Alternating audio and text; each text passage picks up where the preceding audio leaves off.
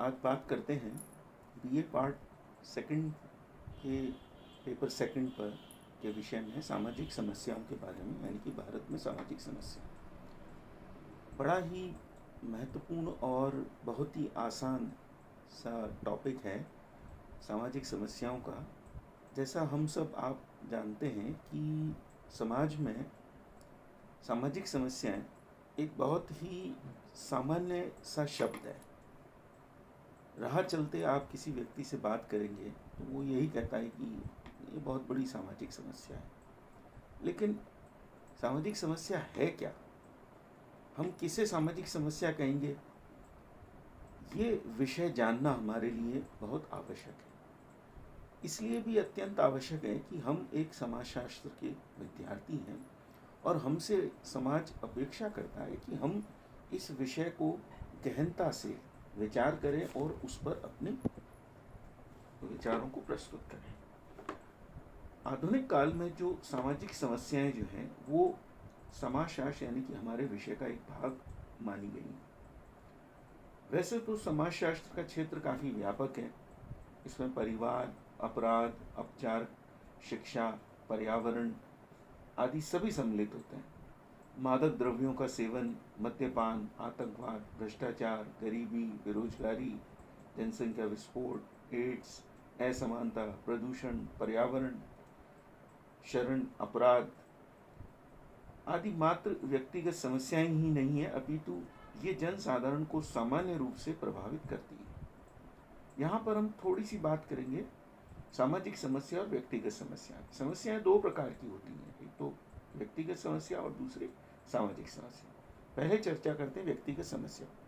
व्यक्तिगत समस्या वह है जो एक व्यक्ति या एक समूह को प्रभावित करती है, यानी कि एक व्यक्ति या एक छोटे से समूह को जो प्रभावित करती है वो व्यक्तिगत समस्या बन जाती है और उसका समाधान उस व्यक्ति या समूह के निकटतम वातावरण में होता है।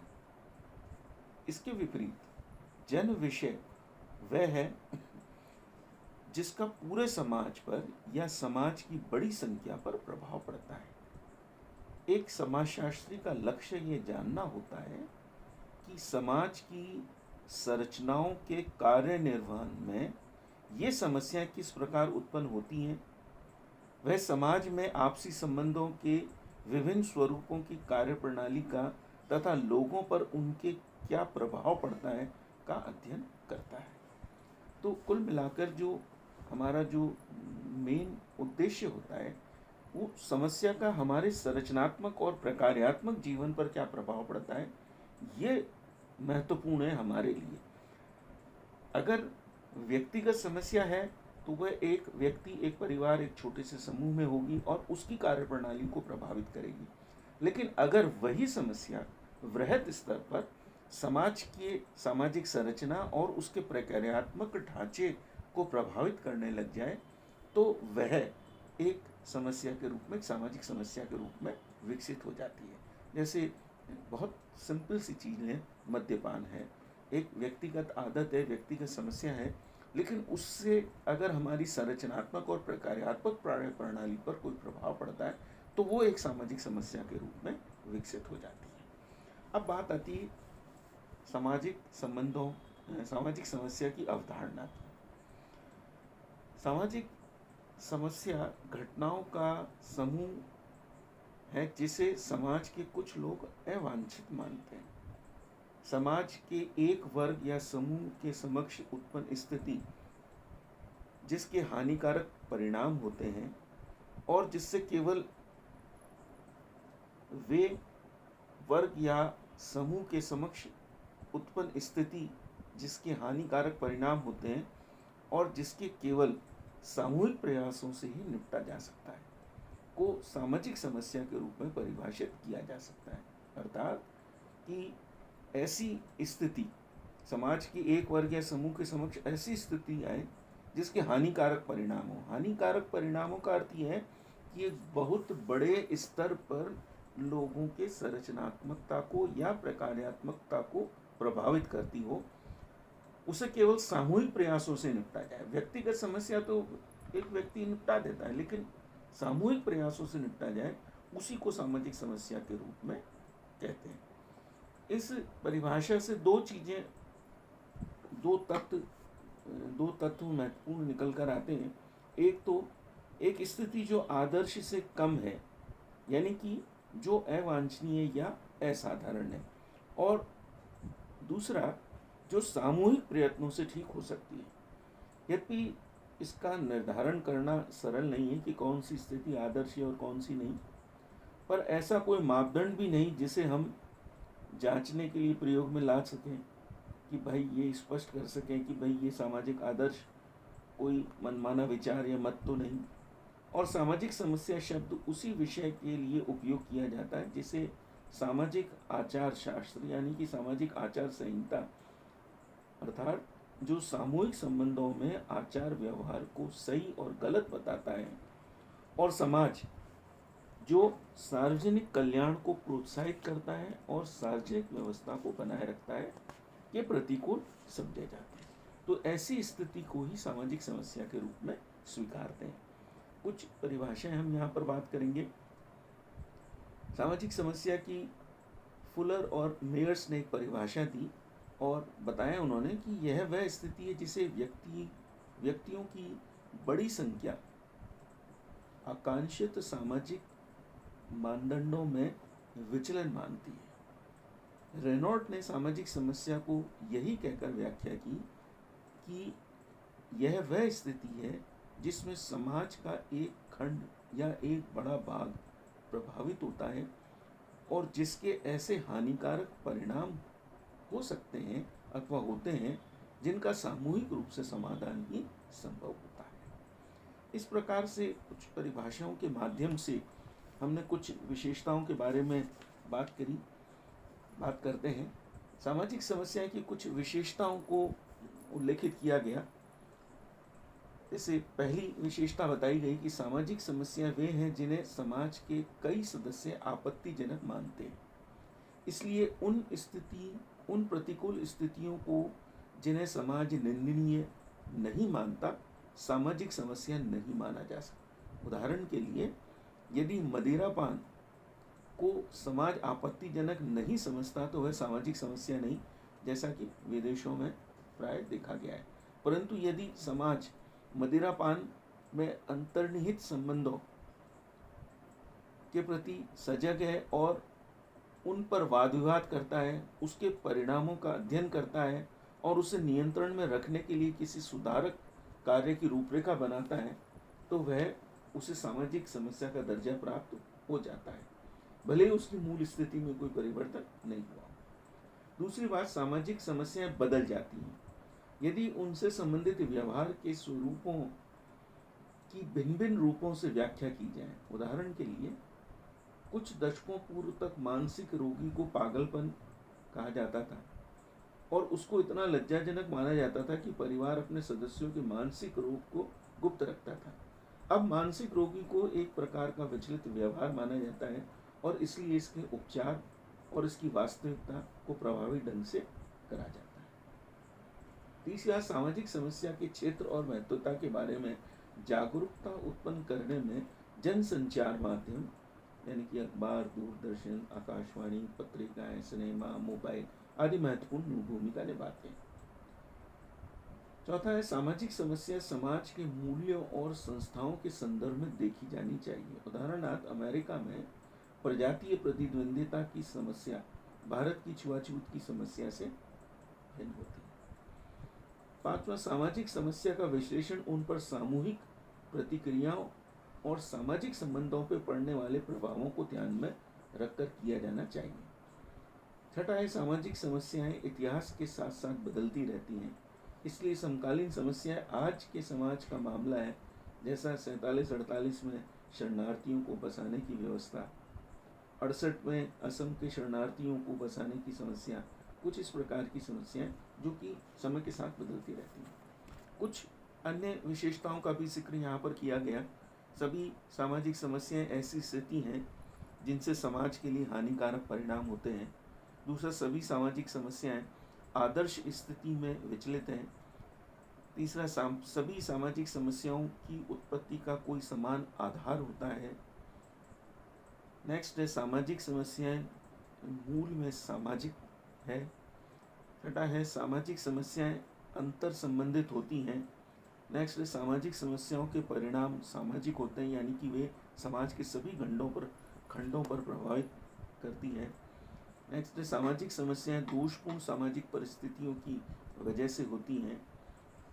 इसके बाद है सामाजिक समस्याओं का दायित्व सामाजिक है और उनके निवारण के लिए एक सामूहिक उपागम की आवश्यकता होती है। लास्ट है सभी सामाजिक समस्याएं सभी समाजों में पाई जाती है। अब कुछ बात आती है कि इन सामाजिक समस्याओं पर लोगों की क्या प्रतिक्रिया होती है, यानी कि समाज की क्या प्रतिक्रिया होती है, विभिन्न व्यक्ति किस प्रकार की प्रतिक्रियाएं करते हैं। पहली है उदासीनता का रुख। कई लोग किसी समस्या के प्रति ये सोचकर उदासीन रहते हैं कि उनको ये प्रभावित नहीं करती। कभी कभी पारिवारिक तनाव और नौकरी का दबाव जैसे उनकी अपनी समस्या उन्हें इतना व्यस्त रखती है कि वह दूसरों को प्रभावित करने वाली बातों में रुचि लेने के लिए उनके पास समय ही नहीं होता, और वे उसी समय उत्तेजित होते हैं और समाज के प्रति रुचि लेना प्रारंभ करते हैं जब उनका स्वार्थ बचता है। ऐसे में अपन बहुत सारी चीज़ों का उदाहरण ले सकते हैं। बहुत सामान्य से उदाहरण के रूप में अगर हम लें तो हमारी ट्रैफिक व्यवस्था पर है कि हम उदासीन रहते हैं। ट्रैफिक के कोई व्यक्ति उस नियम का पालन नहीं करता या किसी स्थान पर सार्वजनिक स्थानों पर वो लाइन नहीं लगाता, तो हम अपने स्थान को सुरक्षित रखते हैं, अपने प्रति उदासीन रहते हैं। जब हमारे आगे लगने की कोशिश करता है तो हम उत्तेजित होते हैं, उससे कहते हैं भैया अब तू हट जा। दूसरी बात आती है भाग्यवाद, फर्टिलिज्म। कुछ व्यक्ति भाग्यवाद में इतना अधिक विश्वास रखते हैं कि वे सब बातों के लिए भाग्य को उत्तरदायी मान लेते हैं। गरीबी और बेरोजगारी जैसी समस्या को वो दुर्भाग्य और पिछले कार्यों का फल मानते हैं, इसलिए वे दुर्भाग्य को चुपचाप सहते रहते हैं और किसी चमत्कार के होने की प्रतीक्षा करते रहते हैं, जैसे धर्म और भाग्य पर निर्भर। चौथा जो प्रतिक्रिया है, तीसरी प्रतिक्रिया है निहित स्वार्थ। कुछ व्यक्ति विद्यमान समस्याओं में इसलिए रुचि नहीं दिखाते क्योंकि उनके रहते उनका स्वार्थ सिद्ध होता है। वे अपने स्वार्थ से प्रेरित होकर समस्या के हल को परे बताते हैं और उसके निवारण के लिए प्रयत्न करने का समय को वह अपव्यय मानते हैं, जैसे जातिवाद और वर्गवाद के कारण राजनीति में स्थान बनाना। इसके बाद आती बात विशेषज्ञों ज्ञान का अभाव। विशेषज्ञ ज्ञान का अभाव। कुछ व्यक्ति समस्या के प्रति चिंतित होते हुए भी उसमें यह सोचकर रुचि नहीं लेते कि जब तक लोग अपनी मनोवृत्ति या मूल्यों को नहीं बदलते तब तक उसका निवारण असंभव है। परिवर्तन करने के लिए पहले दृष्टिकोण में परिवर्तन होना आवश्यक है, क्योंकि वे उस समस्या के हल की वैकल्पिक संभावनाओं को ढूंढने के प्रति उदासीन रहते हैं। जैसे दहेज प्रथा हमारे समाज की एक ऐसी समस्या है। कुछ लोगों में सामाजिक समस्याओं के बारे में गलत, अविश्वसनीय और सतही ज्ञान या भ्रामक धारणाएं होती हैं। कुछ इस प्रकार की भावनाएं बताई गई। पहली, यह सोचना गलत है कि सामाजिक समस्याओं के स्वरूप के बारे में सब लोगों की सहमति है। कुछ लोग सोचते हैं मादक द्रव्यों का सेवन भारत की एक सामाजिक समस्या है, जबकि कुछ लोग कहते हैं कि सामाजिक समस्या नहीं। दूसरा जो सोचने का भ्रमक है कि सामाजिक समस्या प्रकृति उत्पन्न करती है और वे अपरिहार्य हैं।